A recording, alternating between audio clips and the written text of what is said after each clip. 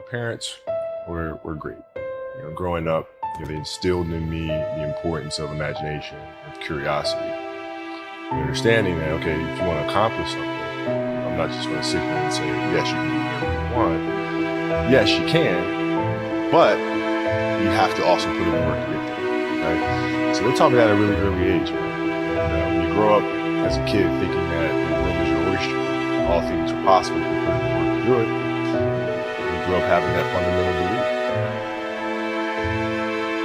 Who was more influential for you, your father or mom? Both were influential at different points. My mom was there on a daily basis.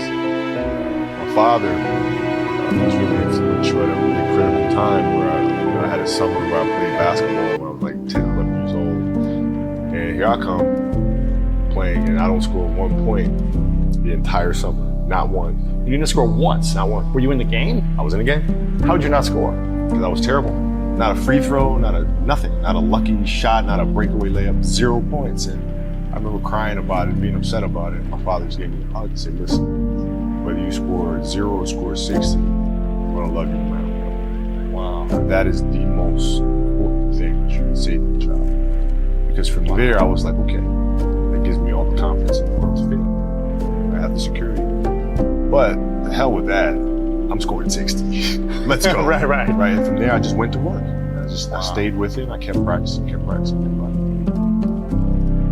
I think that's when the idea of understanding a long-term view became important. Because I wasn't going to catch these kids in a week. I wasn't going to catch them in a year.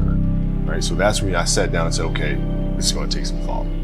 Right? What do I want to work on first? All right, shooting. All right, let's knock this out. Let's focus on this half a year, 6 months, nothing but shoot. Right, after that, all right, creating your own shot. You focus. So I started creating a menu of things. When I came back the next summer, I was a little bit better. And then 14 came around, back half of 13, 14 years old, and then I was just killing everyone. And it happened in 2 years, and I wasn't expecting it to happen in 2 years, but it did, because what I had to do was work on the basics and the fundamentals. But they relied on their athleticism and their natural ability. And because I stick to the fundamentals, it just caught up to me. Then my body, my knees stopped hurting. I grew into my frame. Then your athleticism, once you have the fundamentals, Exactly. the hard work, the mindset, and you tack on the athleticism, it's game over. Then it was game. Wow.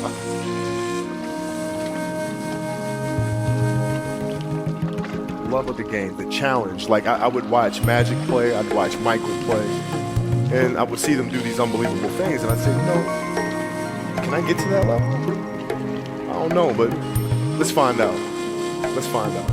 And so that curiosity to see where I could push this thing led me down that path, I think.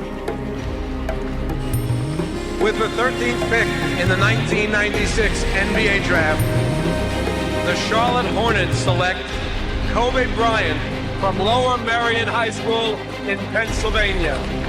Greatness lies ahead for this young man. Well, I learned that you have to work hard and you have to approach the game with a serious mindset. There was a stretch the league where Shaq was out.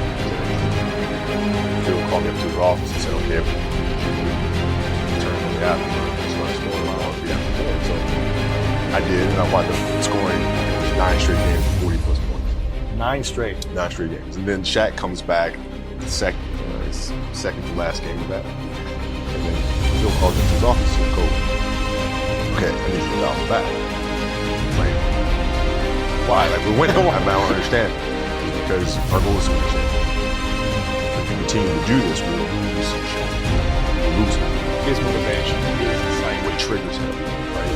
So I need you to pull back so we can pull Shaq forward. And that was the big challenge. You move from being the single dominant player to understanding, okay, I have to help these other guys. Go and lift everyone else up. It's tough. It's more like you put yourself to the side, you put yourself in their shoes and understand what they're feeling. And then you have to make certain decisions on what buttons do I need to push for this player to get them to the next level. So it's not sit around, it's all happy for lucky time. The leader, your job is to get the best out of it. Even if they may not like that. He was very demanding because he expected everyone to put in the same effort as he was. And that was unrealistic. You're not behind me, you're not in front of me, you're right there parallel with me. Practice was very competitive right away. You know how Kobe is. We just drawing, we had it going sometimes. He didn't let me slip a lot. Times where get ejected or about to get a technical foul or going up the deep end. He would be there to, set me straight a lot, which helped me a lot. So we get in the timeout. He's like, hey, I'm open. I'm like, okay. And so we go out and same thing. Come, hey, I'm open. Okay. There you go. Come back in. Hey, dude, you gotta throw me the ball. I said, man, fuck that. Get it off the rebound if I miss, bro. Listen, I don't deal with people that don't commit at that level, but then act as if they do. The running joke doesn't pass and all that crap. And that's okay. I'll take this fun. I'll take fun.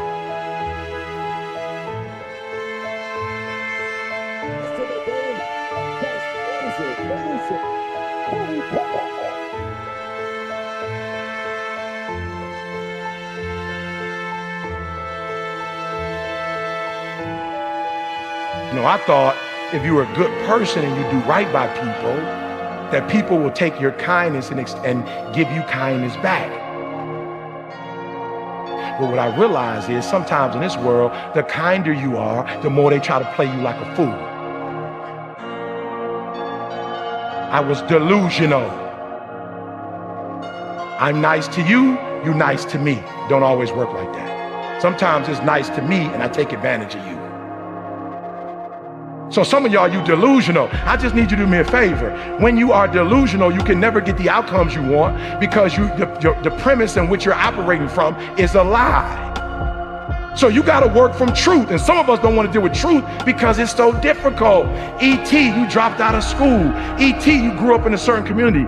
In order for you to be able to do what you need to do like a Tony Robbins, there's some things that you don't have in your arsenal that if you can just admit you don't have it in your arsenal, then you can go get it. But until you admit that you don't have it, you'll never be able to do it.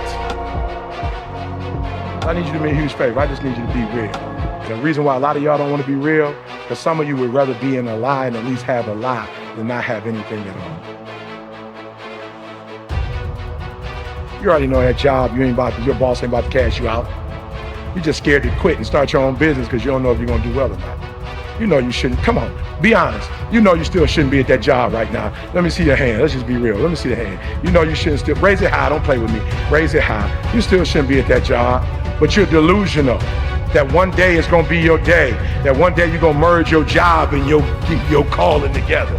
It's not gonna happen. You're gonna have to just leave. He gave me permission to say I am brilliant. I might be different, but I am brilliant. Yep, I might be loud, but I am special. He gave me permission. And so the first thing I want you to do today is I want you to keep saying to yourself, I am. And for those of you who hadn't quite started yet, I am. And for those of you who've gotten started, I am. Why? Because I can't believe that I started with a GED and that GED turned into a 4-year degree. 1, 2, 3. 1, 2, 3. 1, 2, 3. I am great. Listen to me. And I don't owe anybody an apology. I am phenomenal. And I don't owe anybody an apology. I am going to do great things. And I don't owe anybody an apology. I am. I was created to be great. I was created to do great things. I was created to have great things. And I will no longer ask others for their permission.